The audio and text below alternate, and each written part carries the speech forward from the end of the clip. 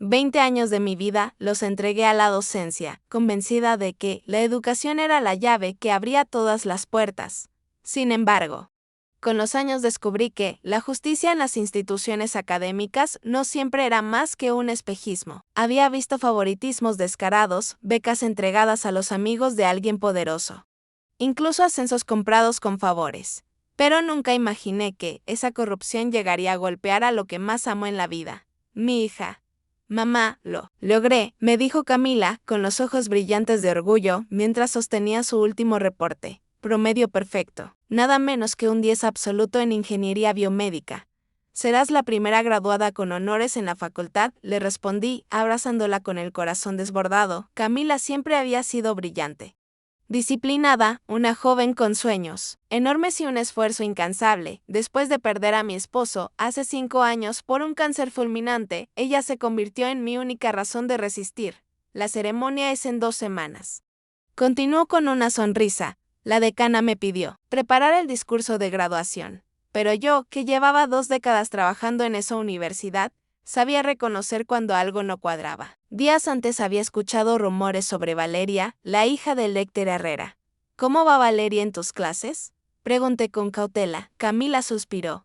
Como siempre, apenas aparece. Pero claro, su padre es el Lecter, no le di más vueltas, hasta que 2 días después, mi hija llegó llorando. Con el rostro desencajado, mamá, sollozó, la decana me llamó a su oficina. Dice que hubo un error en mis calificaciones y que no me podré graduar este semestre. Sentí que la sangre se me helaba. Eso es imposible, dicen que fallé en 3 materias. Pero aquí tengo todos mis exámenes, mis trabajos, las notas de los profesores. Al día siguiente, entré furiosa a la oficina de la decana Suárez. El profesor Álvarez, mano derecha del Lecter, me recibió con una sonrisa hipócrita. Ya le explicamos a su hija la situación. Lamentablemente, algunos registros se perdieron en el sistema, casualmente solo los de Camila, respondí con voz fría. Su sonrisa se tensó.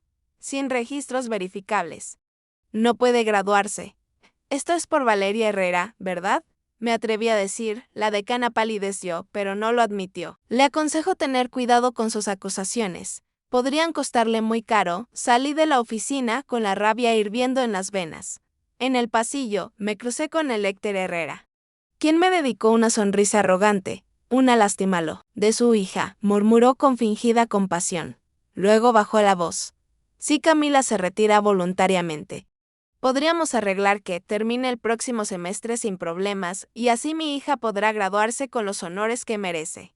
No, respondí. El veneno en sus palabras lo decía todo. Durante una semana intenté todo, apelaciones, quejas formales, reuniones con el consejo académico. Pero el poder del Lecter era absoluto. Cada puerta se cerraba en mi cara. Camila estaba devastada. Mamá, déjalo. No quiero que pierdas tu trabajo por mí. La abracé con fuerza. Tu padre no me perdonaría si permito esta injusticia. Esa noche, mientras revisaba viejos correos en busca de evidencia, encontré algo peculiar, un correo de Lecter Herrera de hacía 3 años. Era sobre una auditoría externa que jamás se completó. Una chispa de esperanza se encendió en mí con mis accesos como profesora del área de tecnología. Comencé a investigar. Lo que descubrí me dejó sin aliento: malversación de fondos, becas fantasma, títulos falsos, sobornos. El Lecter había convertido la universidad en su imperio personal de corrupción. Y lo peor, su hija Valeria ni siquiera estudiaba en realidad. Sus exámenes eran resueltos por estudiantes pagados. Sus trabajos eran plagios burdos. Al día siguiente, una secretaria veterana, doña Teresa, se me acercó en secreto. Profesora, la decana me pidió destruir esto, pero creo que debería verlo. Me entregó una memoria USB. Cuando abrí los archivos, sentí que mis manos temblaban. Era dinamita pura, documentos, correos, registros financieros, pruebas que podían derribar a toda la administración. Respiré hondo y miré al cielo. Camila, hija, confía en mí. La venganza apenas comenzaba. Dormí apenas unas horas aquella noche. La rabia me mantenía despierta, pero también la certeza de que tenía en mis manos algo demasiado grande. No se trataba solo de Camila. Era un entramado de corrupción que había devorado a la universidad desde sus cimientos. Me miré al espejo en la madrugada. Los ojos rojos, el rostro cansado, pero dentro de mí había una fuerza que no recordaba tener desde la muerte de mi esposo. No permitiré que destruyan el futuro de mi hija, me repetí en silencio. Cuando Camila bajó a desayunar, me encontró rodeada de papeles, carpetas y mi computadora abierta con decenas de archivos. Mamá, ¿qué haces?, preguntó. Confundida la miré con determinación, recolectando la verdad. Hija, ella me observó unos segundos y luego bajó la mirada. Tengo miedo de que te metas en un problema demasiado grande. Le acaricié la mano. El verdadero problema es quedarnos calladas. Tu padre siempre decía que rendirse ante la injusticia es convertirse en cómplice. Ese día fue decisivo. Me contacté con antiguos colegas, exprofesores, estudiantes graduados que habían sufrido humillaciones o castigos por no obedecer al Lecter Herrera. Poco a poco fui tejiendo una red de testigos y documentos. Las piezas comenzaban a encajar como en un rompecabezas macabro. Doña Teresa, la secretaria, fue clave. Profesora, lo que usted tiene es suficiente para que Herrera y la decana terminen. Tras las rejas, me dijo en voz baja, mirando por encima del hombro como si alguien pudiera oírla. Aún no le respondí. Si actúo ahora, podrían desaparecer pruebas. Necesito que todo quede tan atado que no tengan escapatoria. Esa misma tarde recibí un mensaje anónimo en mi correo institucional. Deje de husmear o se arrepentirá. No me asusté. Al contrario, fue la confirmación de que iba por el camino correcto. 2 días después, cité a Camila en mi oficina. Sobre el escritorio coloqué un maletín con todos los documentos impresos. Mañana iremos a ver al Lecter, Camila. Abrió los ojos sorprendida. ¿Qué? ¿Para qué? Te disculparás frente a él. Dirás que aceptas retirarte este semestre en mamá. No, eso es injusto. La interrumpí con calma. Confía en mí. A veces la mejor forma de derrotar a un enemigo es hacerle creer que ha ganado. Ella dudó, pero finalmente asintió. Está bien. Confío en ti. Siempre esa noche apenas pude cenar. Ensayaba una y otra vez cómo sería la confrontación. No, tenía miedo de perder mi trabajo. Lo único que me preocupaba era asegurar el futuro de mi hija. La mañana siguiente, entramos juntos a la oficina del Lecter Herrera. Estaban allí también la decana Suárez y, por supuesto, Valeria, vestida, con un traje elegante y una sonrisa que destilaba arrogancia. Me alegra que hayan recapacitado, dijo el Lecter con tono triunfal. Les aseguro que esto es lo mejor para todos. Camila bajó la mirada fingiendo derrota. Tiene razón. Lecter, acepto retirarme este semestre. Herrera sonrió satisfecho. Sabia decisión. Yo respiré hondo y hablé despacio. Sí, es lo mejor. Lo mejor para todos, que la verdad salga a la luz. El Lecter frunció el ceño. ¿De qué habla? Abrí mi maletín y extendí los documentos sobre su escritorio. De esto. La decana Suárez se inclinó a mirar. Un jadeo escapó de sus labios. Valeria, en cambio, palideció. No puede ser, balbuceó. El Lecter hojeó las páginas, cada vez más nervioso. Registros de becas fantasma, transferencias millonarias a cuentas personales, correos con instrucciones para manipular notas. Trabajos plagiados firmados por su hija. Esto es ilegal, gritó Herrera, levantándose de golpe. No puede usar información confidencial en mi contra. Lo miré directo a los ojos. Ilegal como los títulos falsos de Valeria. O los millones desviados de los fondos de investigación. Valeria comenzó a llorar. Papá, ¿es cierto que pagabas para que otros hicieran mis exámenes? El silencio del Lecter fue la confirmación. Usted no tiene pruebas válidas, le escupió finalmente. Sonreí y con calma. Ah, ¿no? Pues copias de todo esto ya están en manos de la Fiscalía, el Ministerio de Educación y varios periodistas. En ese instante, como si el destino quisiera marcar el final del juego, se escucharon sirenas en el exterior. El color desapareció del rostro del Lecter. La decana se dejó caer en una silla. Derrotada, miré a mi hija y le apreté la mano. Su acabó, Camila. El caos que siguió después de entregar los documentos fue absoluto. Policías, investigadores y periodistas invadieron la universidad en cuestión de horas. Los estudiantes grababan todo con sus celulares, compartiendo cada instante del escándalo en redes sociales. El Lecter Herrera y la decana Suárez fueron esposados delante de todos. Sus caras, que antes emanaban arrogancia, ahora mostraban puro terror. Valeria lloraba desconsolada, comprendiendo que la corrupción de su familia había terminado en desastre. Mi hija, Camila, estaba a mi lado. Sus ojos reflejaban orgullo y alivio, pero también el peso de haber sido testigo de tanta injusticia durante su vida universitaria. Finalmente, después de años de luchar sola, la verdad había salido a la luz. Pensé que todo había terminado, que la universidad finalmente tendría un nuevo comienzo. Pero la vida tenía otros planes. Un año después, en mi oficina, recibí una llamada del nuevo rector, Dr. Esteban Morales, un académico reputado traído para limpiar la universidad y restaurar la integridad institucional. Su voz era grave, seria. Profesora, necesitamos hablar. Han encontrado más irregularidades, dijo sin rodeos. Me mostró un archivo que me dejó helada. Documentos y listas con nombres de profesores y administrativos implicados en una red de corrupción que iba mucho más allá de Herrera y Suárez. Entre esos nombres, reconocí uno que jamás hubiera imaginado: mi hermano menor, Daniel. Pero Daniel se fue hace años al extranjero, balbuceé. Según estos documentos, nunca se fue realmente, contestó Morales. Ha estado operando como consultor fantasma, validando investigaciones fraudulentas. Sentí que el mundo se desplomaba bajo mis pies. Daniel, mi hermano menor, el que todos creíamos brillante y honesto, había construido su reputación en mentiras, al igual que Herrera.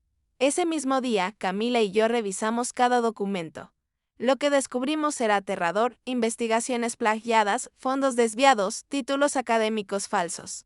Pero lo más grave, experimentos médicos ilegales. Daniel había usado su prestigio académico para encubrir pruebas que jamás fueron aprobadas por comités éticos. Pacientes reales habían sido manipulados. Algunos incluso habían muerto. Papá, quiero decir, mamá, susurró Camila, horrorizada. ¿Alguien murió en estas pruebas? Asentí con el corazón en un puño.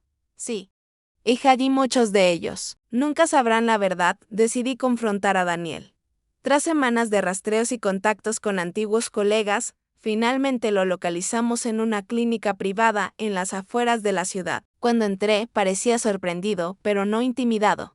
Sabía que eventualmente me encontrarías, dijo, con una calma que me puso los pelos de punta. Daniel, ¿por qué? ¿Por qué hacerle esto a tantos? Incluso a nuestra propia familia. Su respuesta fue escalofriante: por la ciencia, hermana, por el progreso. La burocracia y las regulaciones solo entorpecen los avances reales en medicina. Lo que hice fue necesario. El odio y el dolor me inundaron. ¿Necesario? Mataste personas. Usaste a nuestra familia como conejillos de indias.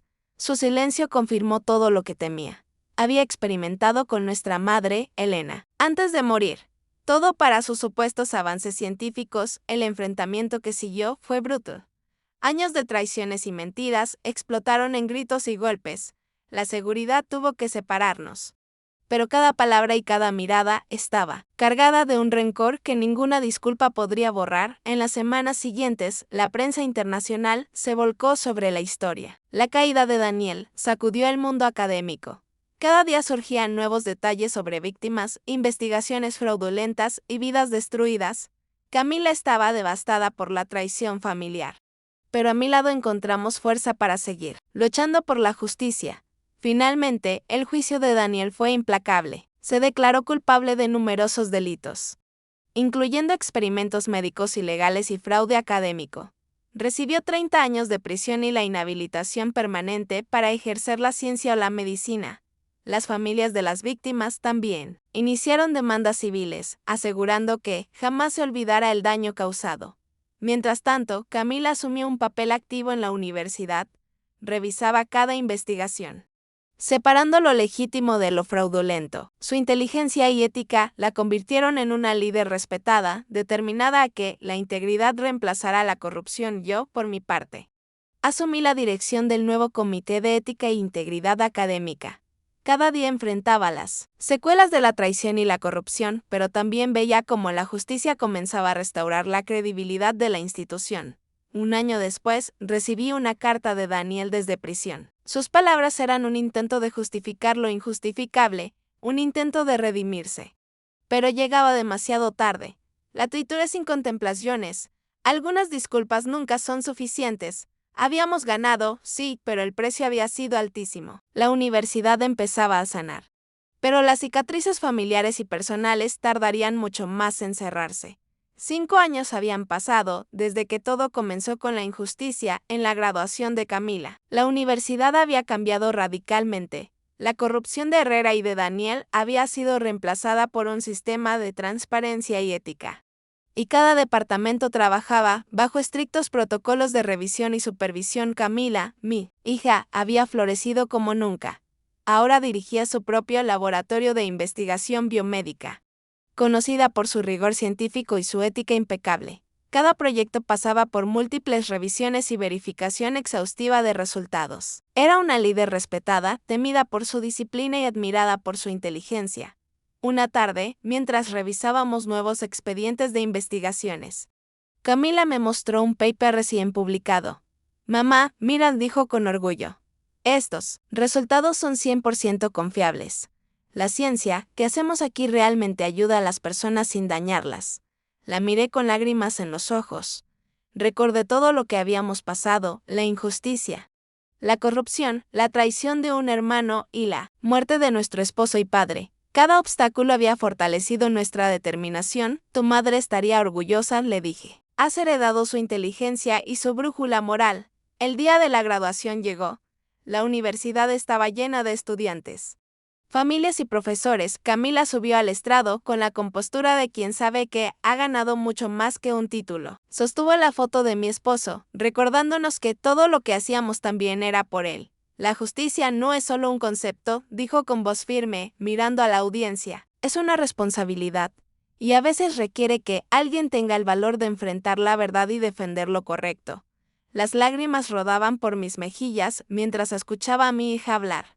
Había logrado no solo graduarse con honores, sino también convertirse en un símbolo de integridad y perseverancia. Los aplausos llenaron el auditorio y por un momento sentí la presencia de mi esposo, como si nos mirara orgulloso desde algún lugar. La caída de Herrera, Suárez y Daniel dejó un legado que cambiaría para siempre la universidad.